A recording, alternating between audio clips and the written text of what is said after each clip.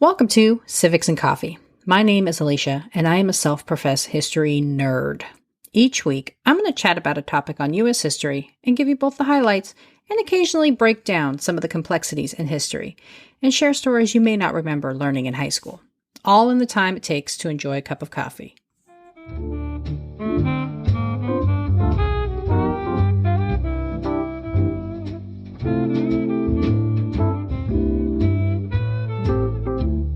Hey peeps, welcome back.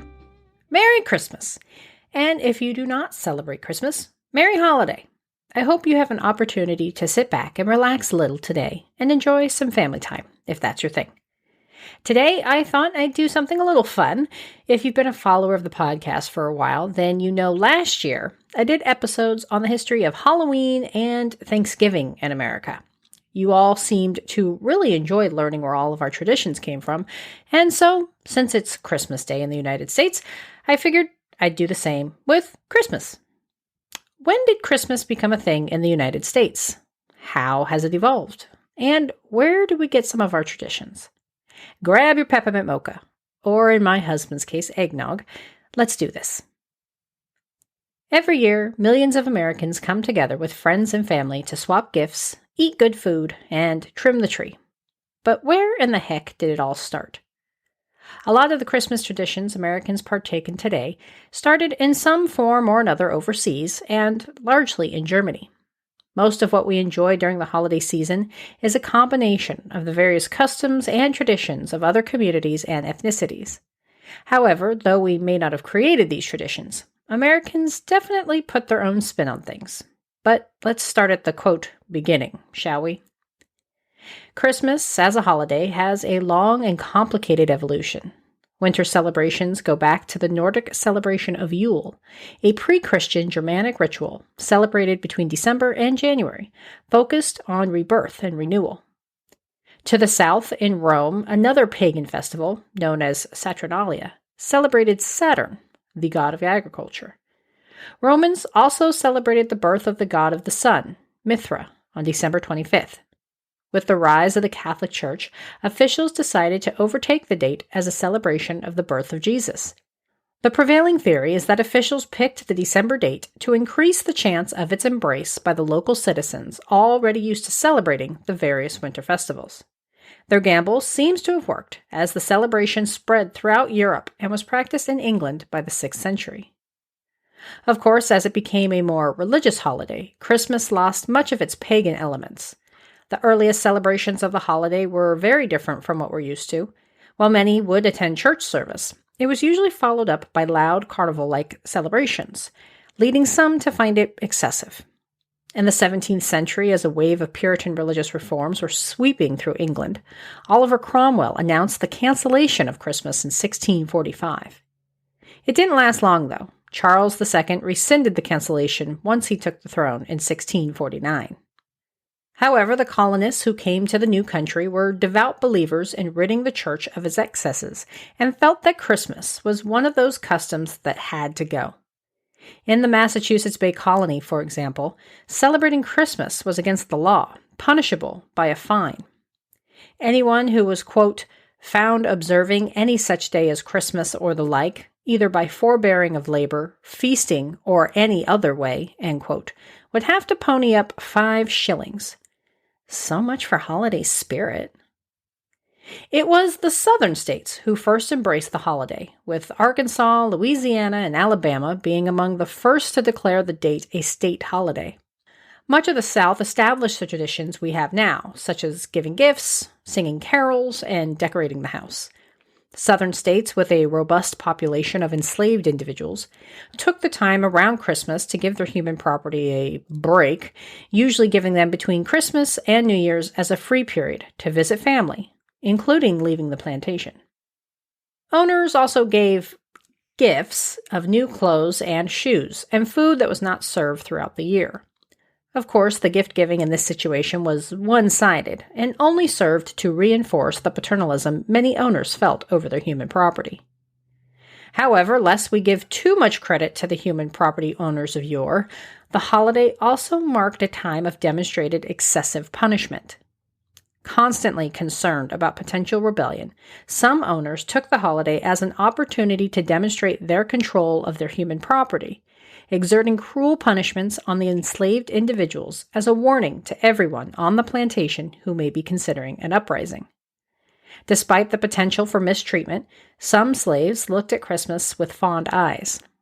Former enslaved individual and avid abolitionist Frederick Douglass commented on his memories of Christmas, saying, quote, "This time we regarded as our own, by the grace of our masters, and we therefore used or abused it nearly as we pleased." End quote. Some enslaved individuals took the risk of running away despite the potential for excessive violence if caught. One of the most well-known examples is Harriet Tubman, who decided to flee over the holiday break on Christmas Eve in 1854. Many enslaved individuals decided to make Christmas their own, naming it John Canoering, also known as John Canoe, John Canouse, or John Canoe. The celebration included dancing, playing music, and even dressing in costume. Though it took a while, things eventually took a turn and Americans began to embrace Christmas. Aided by the works of Washington Irving and Charles Dickens, who wrote literary pieces celebrating the idea of Christmas, Americans began to soften their stance towards the holiday. Over time, several states enacted laws marking Christmas an official holiday, but it wasn't until 1870 that Congress pulled the trigger and made December 25th a day off for federal employees working within the district. The holiday was originally unpaid until the law was changed in 1938. Since its passage on the federal level, the holiday has continued to evolve and evoke various traditions and imagery, including things like cookie swaps, ugly sweater contests, and of course, Santa Claus. Now that we've laid some groundwork, let's look at some of the most iconic parts of the holiday and see how they came to be, shall we? We have to start with the one, the only, Santa. Who doesn't love a jolly old dude who promises gifts if you're good? Most know Santa evolved from a man named St. Nicholas, a monk who was born in 280 AD, known for giving away his wealth and traveling across the land aiding the poor and sick, and eventually becoming known as the protector of children and sailors, oddly enough. The idea of St. Nicholas entered the American lexicon in the late 18th century in New York, when Dutch families honored the anniversary of his death. In 1822, an Episcopal minister by the name of Clement Clark Moore wrote a poem called An Account of a Visit from St. Nicholas. However, most people know it by its opening lines. "'Twas the night before Christmas." Santa got his red hat and jolly demeanor in 1881 when a political cartoonist drew an image of him based on Moore's poem. And Santa became a shopping mall staple in 1890 when James Edgar of Brockton, Massachusetts, decided to wear a Santa suit to his dry goods store. People loved the gimmick, and the idea took off, although Macy's claims it's had its own Santa since 1862.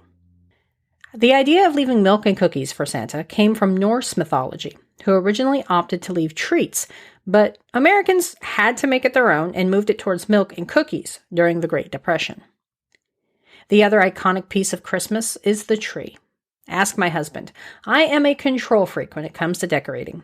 There is a precise order to things, and the poor man can never get it just right. You gotta do lights, hidden within the branches, of course, and then place your ornaments strategically to enhance those lights. He hasn't mastered this yet, but I love him anyways. My tree is themed because of course it is. I have a plethora of Disney ornaments. I love a few things in life. My husband, Christmas, Disney, horror movies, the Yankees, and history. So my tree and most of my holiday decorations are Disney themed. Although I do have a Derek Jeter figure ornament and a historical view of the president's ornament. All I need is Michael Myers and I will have all of my interests reflected on my tree. So where did the idea of a Christmas tree come from? Of course, we can thank our Germanic ancestors who started the tradition of bringing trees into their home as early as the 16th century. According to History.com, Mark Carr gets credit for opening the first Christmas tree farm in 1851. Every year, 30 to 35 million trees are sold in the United States. There are over 21,000 tree farmers in the United States, and the trees themselves take upwards of 15 years to be fully developed and ready to sell. Another iconic piece of Christmas is the candy cane, who first made its appearance in America in 1847 when a German-Swiss immigrant placed them on a tree in Ohio. For the record, candy canes date back to 1670 in Germany. As I mentioned in my opener, my husband loves eggnog. I personally cannot get down with the cinnamony, milky substance, but people love it. I have a friend, shout out to my girl Shay, who makes a, as she says, spirit-forward cocktail involving eggnog. I had some one Christmas, and I have hazy memories of the rest of the night. So, where does the idea of boozy eggnog come from? Well, it's been around for a while. Even George Washington had his own special recipe. History of spiked eggnog can be traced all the way to Jamestown, so it's been part of our holiday celebrations for quite some time. Another favorite of mine is the Christmas card. But where did that come from? Well, it looks like England popularized the trend in 1843, but it was Kansas City-based Hall Brothers, now known as Hallmark, who created the folded card with an envelope to send in 1915. One of the traditions in the Civics and Coffee household is driving around to look at Christmas lights. I don't know what it is about the twinkly bulbs that gets me into the holiday spirit, but I force my poor hubs out every year to look at other people's hard work. Thomas Edison may have discovered electricity, but it was his friend, Edward Hibbard Johnson, who took Edison's discovery to the next level and decided that putting light bulbs around a tree was festive. Popularized in 1882, the decorative lighting has made quite the leap. While a dangerous endeavor in the early years of Christmas decorations, most lights sold for trees are now flame retardant, and therefore risk is minimal. The New York City Rockettes are a dynamic dancing troupe known for their precision and their holiday performances. I love their brief number during the Macy's Thanksgiving Day Parade, and it is a bucket list item for me to see them live one of these days. A good friend of mine and a longtime supporter of this pod, Amanda, loves the Rockettes. So where do these fabulous ladies come from? Can you believe they actually originated in Missouri? Upon their inception in 1925, the dancers were known as the Missouri Rockettes. It wasn't until 1934 that they were rebranded as the New York City Rockettes, and every year since, the fabulously limber ladies have dazzled during the holiday season. The poinsettia, quite possibly the most quintessential holiday plant second only to the Christmas tree, was introduced to the United States in 1828. Joel R. Poinsett, who the plant is named in honor of, was the U.S. minister to Mexico and thought the plant interesting enough that he brought it back with him to America. The Advent calendar was something I absolutely loved as a kid. It got its start in 1903 in Germany when children would get a Bible verse, poem, or small gift when counting down the days until Christmas. The calendars, and the treats included, became more secularized in 1920 and therefore changed in overall tone. Nowadays, people who buy Advent calendars can look forward to treats, usually in the form of chocolate. Although I have seen a few adult-themed calendars that include things like samples of wine, and I am here for that. Americans tend to gain a lot of weight during the holidays, and a contributing factor is all the sugar and baked goods enjoyed throughout the season, including baked cookies. Many Americans enjoy cookie contests and swaps, and its origins date back to the late 1800s, when they were referred to as cookie parties.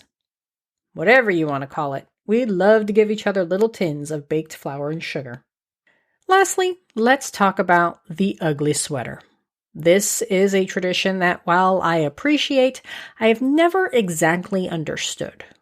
Why would someone purposefully leave the house with a piece of clothing that just doesn't look right? Of course, at this point, at least in America, it is practically a requirement to don the ugliest and most politically incorrect sweater possible and enjoy a few cocktails. Who can be thanked or blamed for this tradition? The idea of a holiday sweater originated in the 50s, when they were referred to as Jingle Bell sweaters. They weren't all that popular, and of course were not purposefully ugly. Holiday-themed sweaters made another appearance in the 80s, but again failed to take off. Looks like it wasn't until 2001 when our neighbors to the north decided it was time to celebrate the ugliest outfit possible. Thanks, Canada. Before I leave you to enjoy your holiday, I wanted to take some time to reflect on 2021 and send some love to this amazing community. This year, you helped the podcast hit 11,000 downloads and reach over 42 countries. We celebrated Women's History Month together with extra bonus episodes, and I got the opportunity to be an uber nerd on some of the best podcasts around. Thank you to Two Songs, One Couple, the Presidencies of the United States, and Why Whiskey for having me on. And while I'm on the subject of podcasts, I want to throw some love out there for a few of my favorites. I appreciate these creators for their dedication and approach to the craft, and I am always humbled by the work they put into their shows. One of the first individuals to welcome me to the history podcast world is Jerry from the Presidencies of the United States. Not only is Jerry a kind and generous human being, but he's also a wonderful creator who dives deep into the administrations of our presidents. I always learn something from each of his episodes, and I've looked to him as a model of how to accurately and fairly portray any given historical subject, and I am thankful for not only his show, but his friendship and camaraderie. Another pod I absolutely adore is #History. You know I love those ladies, who I had as a guest in November when we covered Watergate. I love women who are passionate about a subject, and these ladies deliver consistently without fail. If you haven't given them a chance, please consider it on your podcast journey. Operation History is another who requires kudos. Plain and simple, these four individuals are immensely talented, incredibly smart, and have fascinating conversations which are covered during their podcast episodes. If you ever wanted to know how history nerds chat when there isn't a paper on the line, tune into them. They are hands down some of the most witty people I've come across, and I'm thankful for knowing them. One of the most incredible finds of 2021 for me is broadly underestimated. Kristen dives into specialized topics, all female-focused, and she does amazing research, and her storytelling is bar none. Please take a moment to listen to her work. It's incredible, and I am constantly in awe of the extraordinary content she puts out. Thinking about the collaborations I've done this year, I was fortunate enough to discuss my fangirl feelings of Miss Clara Lemlich on Why Whiskey. Ian does a terrific job of digesting big history in relatable ways. History with a side of whiskey. What else could one want in a show? And a big e-hug is reserved for Two Songs, One Couple for our awesome time together discussing historical songs. I appreciate their musical knowledge, and even if I don't understand everything they say, they make music so relatable that I cannot help but keep coming back for more. They are so passionate in their musical tastes, and they've both inspired me to expand my musical interests. So thank you, Peter and Sam, for forcing me to look beyond my comfort zone in music. You guys are rocking it. Keep going. If you're looking for a show about everyday life and approaching things in a new way, I think you might enjoy the podcast Strive, Seek, Find. The host, Chance, tackles nuanced topics in a straightforward way. I also appreciate his ability to take a wide lens. Lastly, I'm giving a shout out to the abridged presidential histories of the United States with Kenny Ryan. As I move through my timeline and need to cover presidential administrations, I look towards other creators to see what they've said and figure out if I have anything else to add. Kenny is wonderful in his analysis of presidential administrations. He strives to be impartial, but also informative. If you only have half an hour or so to cover a presidential administration, give him a listen. There are so many more creators out there who I adore and cherish, but I'm running out of time, so I'm going to cut the list here. On this Christmas holiday, I want to say one more thing. Thank you. I didn't think anyone would listen to some random woman in California chat about history, and I have to say, I am so humbled and honored that all of you spend your time with me. I hope you have a wonderful holiday. Please know, I appreciate all of you. I'll see you in the new year, peeps. With a badass woman from history to boot. Merry Christmas. Thanks for tuning in, and I hope you enjoyed this episode of Civics and Coffee. If you want to hear more small snippets from American history, be sure to subscribe wherever you get your podcasts. Thanks for joining me, and I look forward to our next cup of coffee together.